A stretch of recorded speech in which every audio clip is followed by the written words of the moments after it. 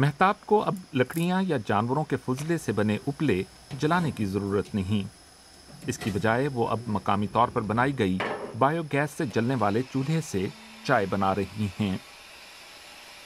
अब मैं बहुत खुश हूँ। पहले मुझे जानवरों के फुजले से उपले बनाना और फिर उन्हें बतौर ईंधन इस्तेमाल करना पड़ता था। अब मैं पकाने के लिए बायोगैस का इस्तेमाल करती हूँ। हमें इस गैस के लिए पैसे भी खर्च करने की ज़रूरत नहीं है। अफ़गान ख़वातीन के लिए अफ़गानिस्तान के देही इलाकों में रहना बहुत मुश्किल है, क्योंकि इस गरीब मुल्क के ज़्यादातर बासियों को ज़िंदगी की बुनियादी सहूलियात तक रसाई नहीं है, जिनमें बिजली भी शामिल है। मकामी तौर पर तैयार करदा इस तरह के हल से ख़ास तौर पर ख़वातीन की ज़िंदगी को बहुत आसानी मिल जाती है, जो घर में आमतौर पर खाना पकाने का काम अंजाम देती हैं। लकड़ियाँ जलाने की सूरत में इन्हें बहुत मुशक्क़त उठाना पड़ती थी, मगर इससे इन्हें आसानी हुई।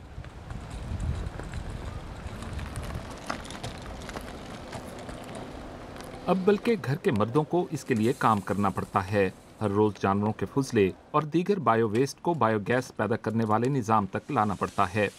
फुजले को बावर्ची खाने में जलने वाली गैस में बदलने के लिए मेहनत दरकार होती है। मोहम्मद हुसैन को एक इमदादी तंजीम ने इस सब को समझने और इसे तैयार करने की तरबियत फराहम की।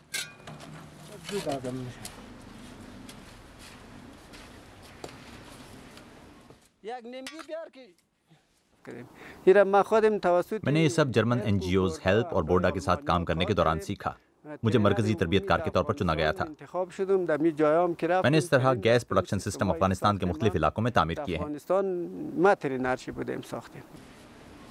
जानवरों का फुजला और दीगर बायोडिग्रेडेबल वेस्ट को एक टैंक में डाला जाता है और फिर इसे पानी के साथ मिक्स किया जाता है।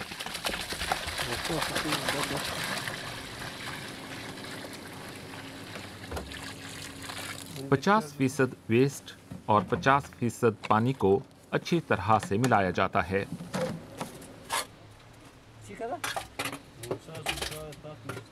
इस मिक्स शुदा मटेरियल को फिर एक वाल्व के जरिए एक और बंद टैंक में पहुंचाया जाता है।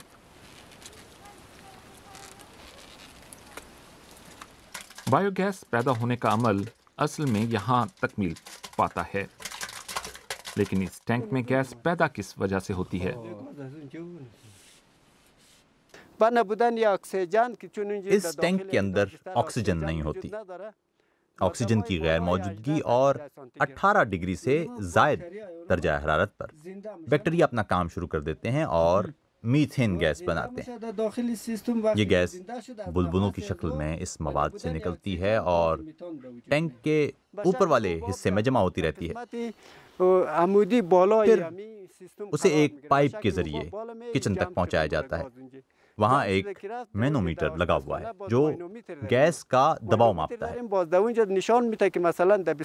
मेरे घर में लगा हुआ बायोगैस का निज़ाम गर्मियों में हर रोज 2 किलो बायोगैस तैयार करता है।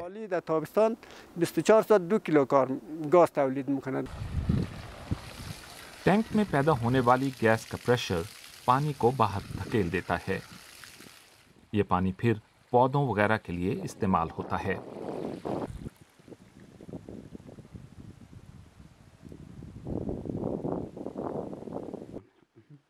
इसे मजीद बेहतर तरीके से समझने के लिए इसका करीब से जायजा लेते हैं।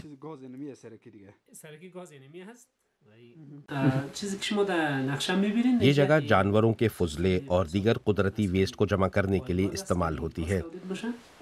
इस मटेरियल को इसके अंदर यहाँ से डाला जाता है। टैंक के अंदर एक मिक्सर है जो हर चीज़ को मिक्स करता है। कुछ पानी और दीगर गलने सड़ने वाली चीज़ें भी इसमें डालना पड़ती हैं।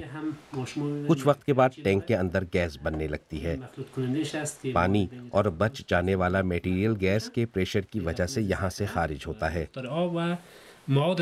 यहाँ बच जाने वाले बाकी मवाद को बतौर खाद इस्तेमाल किया जाता है। टैंक में सिर्फ गैस बाकी रह जाती है।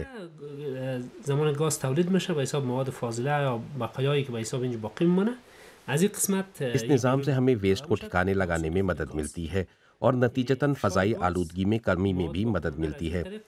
عام طور پر جب فضائی آلودگی میں کمی ہوتی ہے تو موسمیاتی تبدیلیاں بھی قابو میں رہتی ہیں، کیونکہ موسمیاتی تبدیلیاں انسان کی طرف سے آلودگی کی وجہ سے ہی ہوتی ہیں۔ کمک میکنه ما را هم برای به لحاظ کنترل آلودگی محیطی و سرانجام باعث قدرتی ذرائع پر دباؤ کم کرنے اور درختوں میں کٹائی میں کمی کے لیے ہم شمسی چولہوں اور توانائی کے دیگر ذرائع کے استعمال کی حوصلہ افزائی کرتے ہیں، دقیقاً که به حساب مگر بایو گیس کی تیاری کا نظام زیادہ پائیدار طریقہ ہے۔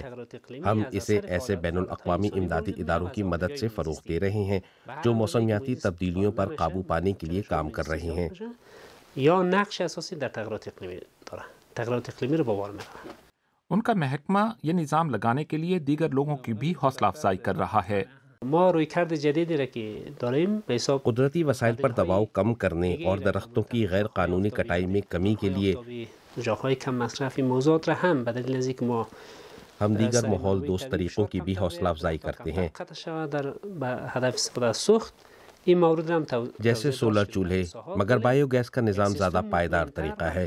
پایدارتر سیستم بایوگاز هست و ما پیشنهاد از ما است و طرح ما است ہم ماحول بچانے کے لیے اس طریقے کو فروغ دینے کے لیے ڈونر تلاش کر رہے ہیں۔ تغییرات اقلیمی کار میکنن بیشتر سیستم بایوگاز استفادهش بهتره۔ ساتھ ہی لوگوں کو اس بات کی بھی تربیت دینا لازمی ہے کہ بایو گیس جیسے پائیدار توانائی کے ذریعے کو کیسے محفوظ بنایا جائے، کیونکہ اس کے نقصانات میں سے ایک دھماکہ ہونے کا امکان بھی ہے۔ اس طرح کے مقامی اقدامات کے ماحول پر اثرات محدود ہوتے ہیں، لیکن جب زیادہ لوگ ماحول کے تحفظ کے بارے میں سوچنا شروع کر دیں گے تو پھر اس کے اثرات بھی بڑے ہوں گے۔